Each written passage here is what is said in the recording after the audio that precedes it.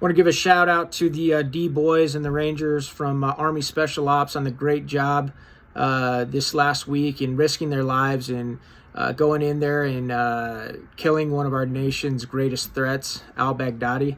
Just goes to show once again what our men and women are capable of from the armed service when they're let off the leash and allowed to do what they do best. Now I want to ask you guys this.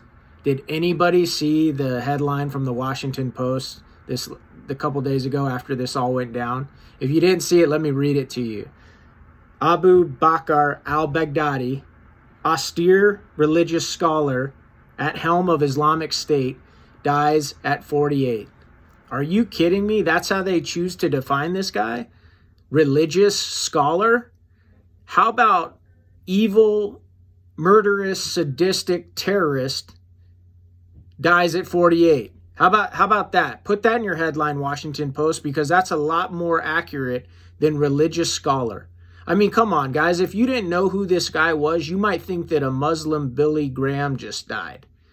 But seriously, I don't want to detract from the big issue here, the issue that I don't think enough people are really talking about as we celebrate this small victory, and that is this.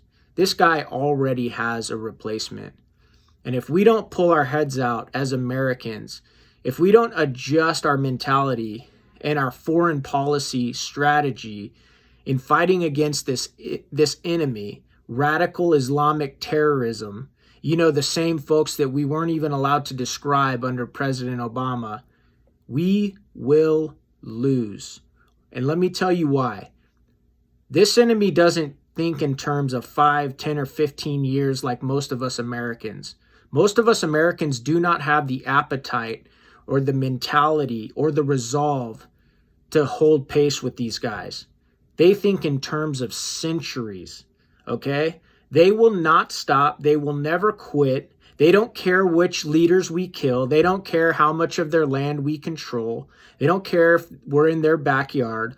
All they care about is that they will never give up and that they will not stop killing us until we conform to their ideology. That's it. So if we don't figure that out as Americans, I guarantee you we will lose this fight.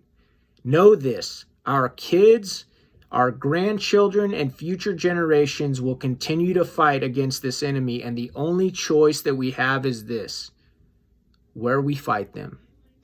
Do we fight them in their backyard, or do we let this fight spill into our shores? We've seen what that looks like, and it is nasty.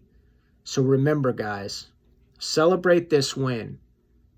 But we will either continue to take the fight to this enemy, or they will bring it to our shores.